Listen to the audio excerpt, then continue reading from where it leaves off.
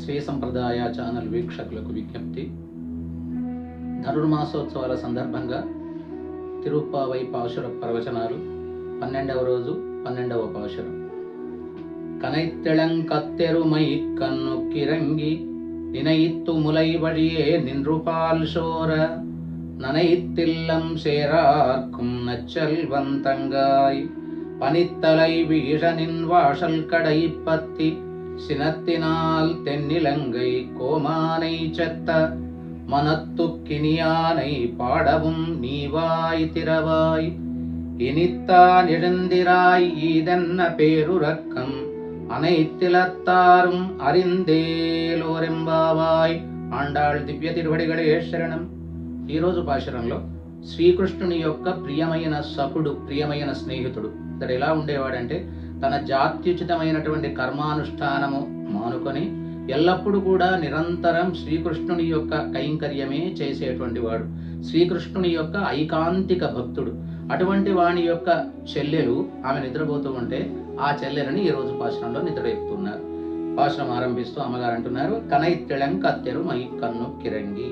పాలు పితికేవారు లేక లేగదూడలు కలిగినటువంటి ఆ యొక్క పశువులు తమ బిడ్డలను తలుచుకొని అవి పాలను వర్షిస్తూ ఉన్నాయట. ఆ పాలను వర్షించడం వల్ల ఏమైంది? నినయిత్తు ములైబడియే నిన్రుపార్శోర ననెత్తిలం సేరార్కం నచ్చల్వంతంగా అంటున్నారు. అంటే వాటి తమ బిడ్డల్ని తలుచుకొని పాలను వర్షిస్తే ఆ పాల చేత ఆ వాకిలంతా కూడా రొంపి అయిపోయింది, బురదమయం అయిపోయింది. ఎవరిది? ఆ కృష్ణుని ప్రియ సఖుడైనటువంటి వాడు, వాడికి ఉండేటువంటి పశువులు, లెక్కలేనండి పశువులు, అవి లేక దూడల్ని విప్పేవారు లేక అవి దూడల్ని తలుచుకొని, ఈయననేమో ఎప్పుడు నిరంతరం కృష్ణ కైంకర్యం చేస్తూ ఉండేవాడు కాబట్టి అవి విప్పేవారు లేక వాటిని వచ్చినట్టుగానే తలుచుకొని, అవి విప్పినట్టుగానే తలుచుకొని, ఆ దూడల్ని విప్పినట్టుగానే తలుచుకొని ఆ పశువులన్నీ కూడా పాలను నిరంతరం వర్షించేటువంటి ఉత్తమమైనటువంటి పశువులట. ఆ పాల చేత, పాల ధారల చేత ఆ నేలంతా కూడా రొంపి అయిందట. అటువంటి వరిష్ట అది సంపద వానికి. ఎవరికి సంపద? ఆ శ్రీకృష్ణ సఖునికి అది ప్రియ గొప్ప సంపదనట. ఆ కృష్ణ కైంకర్యమే అతని దగ్గర ఉండేటువంటి గొప్ప సంపద. అటువంటి సంపద కలిగినటువంటి వాణి యొక్క ప్రియమైనటువంటి ఓ చెల్లెల, ఇలా నిద్రపోవచ్చు తల్లి, నీవు కూడా కృష్ణ కైంకర్యానికి రావాల్సింది కదా అని చెప్పని పిలుస్తూ ఉన్నారు. పనిత్తలై వీడనిన్ వాసల్ కడై పత్తి. మేమంతా నీ దగ్గరికి వచ్చి ఆ ఇంటి వాకిట పైన మంచు కురుస్తూ ఉండగా మేమంతా నీ దగ్గర దాకా వచ్చి, నీ ఇంటి వాకిట దగ్గరకు వచ్చి ఆ పై ద్వారం పట్టుకొని, పై ద్వారము దండ పట్టుకొని నిన్ను పిలుస్తూ ఉన్నాము. తర్వాత కిందనేమో బురద, పైనేమో మంచు. కాబట్టి ఇటువంటి పరిస్థితిలో నీ దగ్గర దాకా వచ్చి నిన్ను పిలుస్తూ ఉంటే నీవు లేవవా? ఇంకా ఏం చెప్తున్నారు? సినత్తినాల్ తెన్నిలంగై కోమానే చెత్త. ఆగ్రహం తెచ్చుకొని దక్షిణ లంక పైన దండయాత్ర చేసి రావణాసురుణ్ణి నిర్జించినటువంటి వాడు. అటువంటి వాడు ఎవడు? మనత్తు కినియానై, మనస్సుకు ఇంపును కలిగించేటువంటి, మనస్సుకు ప్రీతి కలిగించే, ఎల్లర మనస్సు కూడా ప్రీతి కలిగించేటువంటి ఉత్తముడైనటువంటి శ్రీరామచంద్ర భగవానుని కీర్తిస్తున్నప్పటికీ కూడా ఇంకా నీవు నిద్ర లేవటం లేదేమిటి? మనత్తు కినియానై పాడవు నీవాయ్ తిరవాయ్. నీవు తరోవా ఇనిత్తా నిడిందిరాయ్. ఇదేమంటే ఇదే నిద్ర తల్లి, ఇదే నిద్ర, వింత నిద్ర కనపడుతూ ఉన్నది. ఈదెన్న పేరుడక్క మన ఎత్తిలత్తార మరిందుము. లేచి రావలసినది, ఈ పెను నిద్ర వదలవలసినది. ఊరి వారందరికీ నీ గొప్పతనం అంతా కూడా తెలిసిందిలే, నిద్రపోయింది చాలు, ఇక లేవవలసింది అని చెప్పని ఆ గొప్పను నిద్ర లేపారు ఈరోజు ఉత్తమమైనటువంటి పాశురంలో. ఈ పాశురం అంతా కూడా స్వాపదేశంగా మనం ఆచార్యపరంగా సాధిస్తాం. కత్తు కరవై కడంగల్ పలకరందు అనేటువంటి దీంట్లో తమ జాత్యుచితమైనటువంటి కర్మానుష్ఠానం వదిలి నిరంతరము కూడా కృష్ణ కైంకర్యంతోనే ఉండేటువంటి ఒకానొక గోపకుమారుడు ఇక్కడ చెప్పబడ్డాడు. శ్రీకృష్ణుడి ప్రియసకుడైనటువంటి గోపకుమారుడు అంటే మన ఆచార్యులు కూడా ఎటువంటి వారు?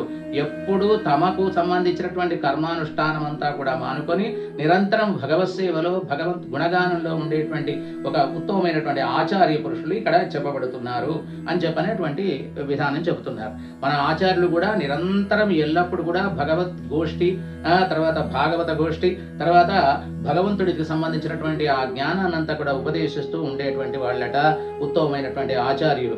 వాళ్ళు శిష్యులు తలుచుకొని వాటి మీద దయతో ఎప్పుడు నిరంతరము జ్ఞాన వర్షాన్ని కురిపించేటువంటి జ్ఞానధారను, పాలంటే ఇక్కడి తెల్లని పాలు దేనికి గుర్తు? జ్ఞానం అని గుర్తు.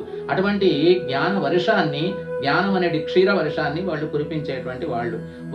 ఈ పశువులకు కూడా 4 సూచికములు ఉంటాయి కదా, అదేవిధంగా ఈ ఆచార్యుడు ఉపదేశించడానికి కూడా 4 ప్రధానమైన కారణాలు ఉంటాయట. ఒకటి భగవదాజ్ఞ, భగవంతుని ఆజ్ఞ వాళ్ళకి ఏమిటి అంటే భగవత్ సంబంధమైన జ్ఞానాన్ని అందరికీ ఉద్బోధించాలి అని చెప్పని. రెండవది శిష్యులు ప్రార్థించగానే వచ్చి వెంటనే వాళ్ళు ఉపదేశిస్తూ ఉంటారు. శిష్యుల దుర్గతిని శిష్యుల యొక్క దీనావస్థని వాళ్ళని ఉద్ధరించడం కోసం వాళ్ళు వచ్చి ఆ విధంగా ఉపదేశిస్తుంటారు. తాము ఉపదేశించకుండా ఉండలేరు. ఉత్తమమైన ఆచార్యుడు ఎప్పుడు కూడా తాను ఉపదేశించకుండా ఉండలేడు. ఇక వాడు ఉపదేశించే విషయాలు కూడా 4 విషయాలు ప్రధానంగా తీసుకుంటారు. శ్రీ భాష్యం, గీతా భాష్యం, భగవద్ విషయం, రహస్య త్రయము అంటారు. ఈ 4 విషయాలు బోధిస్తారు. నిన్రూపాల్ శోర, శిష్యులు ఒక ప్రశ్న అడిగితే, ఒక విషయం చెప్పమని అడిగితే అనేక విషయాలు నిరంతరం కూడా సమస్తమైనటువంటి శ్రీ సూక్తులను చెప్పేటువంటి వాళ్ళు ఉత్తమమైనటువంటి వాళ్ళు. అటువంటి వాళ్ళు వాళ్ళ ఇల్లంతా కూడా, వాళ్ళు ఉండే చోటంతా కూడా వాళ్ళు ఆ తన్మయత్వంతో భగవంతుని గానం చేస్తూ బాష్పధారలు కారుస్తూ విషయాన్ని చెబుతూ ఉంటారు. కాబట్టి అటువంటి జ్ఞాన బాష్పధారల చేత వాళ్ళ ముంగిలంతా కూడా బురదమయమై ఉంటుందట. అటువంటి చోటే ఇక్కడ ఆచార్యుని ఉండేటువంటి ఆచార్య గోష్ఠి, ఆచార్య కూటమి అని చెప్పని మనము చెప్పుకోవచ్చు. అటువంటి ఉత్తముడైనటువంటి చెల్లెల, తంగాయి అంటే చెల్లెల అంటే మహాలక్ష్మి అని చెప్పి అన్నాం కదా. మహాలక్ష్మి వరిష్ఠ సంపద, భక్తి సంపద. తర్వాత అటువంటి భక్తి సంపద ఆచార్యుడు వద్ద ఉంది. లక్ష్మి చేసే పనిని ఈ ఆచార్యులు కూడా చేస్తారు.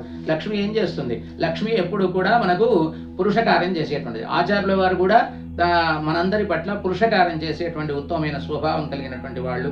అటువంటి ఓ ఆచార్యవర్య అని చెప్పనటం. అంతేకాకుండా ఇక్కడ రామాయణం మనత్తు కినియానై నిత్తాని తెన్నిలంగై కోమానై చెత్త మనత్తు కినియానై పాడవం నీవాయిత.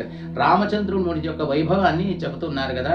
రామచంద్రుని యొక్క గుణకీర్తనము, రామచంద్రుని గుణకీర్తనం వల్లనే ఎటువంటిదో ఆచార్య గుణకీర్తనం కూడా అటువంటి ఉత్తమమైనటువంటిది అని చెప్పని అర్థం. కాబట్టి అటువంటి ఆచార్యవర్య.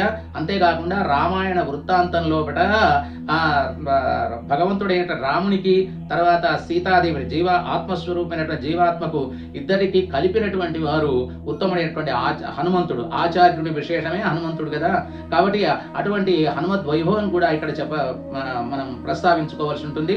అటువంటి ఆచార్య స్థానంలో, హనుమంతుడి స్థానంలో మనం ఆచార్యుడు ఉన్నాడని భావించాలి. అప్పుడు అటువంటి ఆచార్యవరుని నిద్రలేపడం ఈ యొక్క పాశురం యొక్క ముఖ్యార్థము, ఆచార్యుని ఉద్దేశించి చెప్పినటువంటిది అని చెబుతారు. తర్వాత ఈ పాశురం లోపల పొయ్గై ఆళ్వార్ అనేటువంటి ఉత్తమమైన మొదలాళ్వార్లో మొదటి ఆళ్వార్ నిద్రలేపినారు ఈ రోజు. అంటే ఈ రోజుతో మొదల ఆళ్వార్లలో రెండో ఆళ్వార్ అని అర్థం. ఇక్కడ పొయ్గై ఆళ్వార్ను ఈ రోజు పాశురంలో నిద్రలేపారు. అటువంటి దానికి తార్కాణంగా ఎన్నో వాటికి సంబంధించి అన్వయం ఇక్కడ చెప్పబడుతూ ఉంది.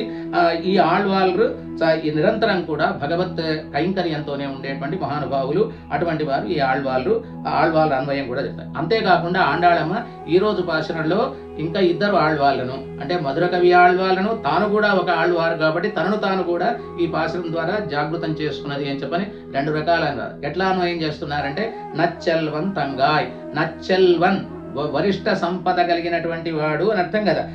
దానికి అర్థం ఏంటంటే నమ్మాళ్వాళ్లకు హస్తస్థానీయుడా అనగా ఎవరంటే నమ్మాళ్వాళ్ళ యొక్క శిష్యుడు అయినటువంటి ఆచార్య పురుషులు, తర్వాత మధురకవి ఆళ్వార్, వారు కూడా ఇందులో ప్రస్తావించబడ్డారు. వారు కూడా జాగృతం చేయబడ్డారు.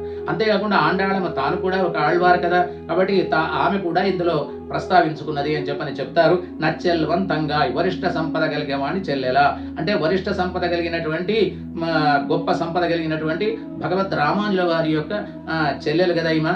ఆమె నచ్చెల్వన్ తంగాయ్ అంటే వరిష్ఠ సంపద కలిగినటువంటి భగవద్ రామానుజుల యొక్క చెల్లెల అని చెప్పని ఆండాళమ్మ తనను తాను కూడా జాగృతం చేసుకున్నది అని చెప్పని ఈ పాశురం ద్వారా మనకు చెబుతున్నారు. ఆండాళ్ దివ్య తిరువడిగడే శరణం. స్వస్తి.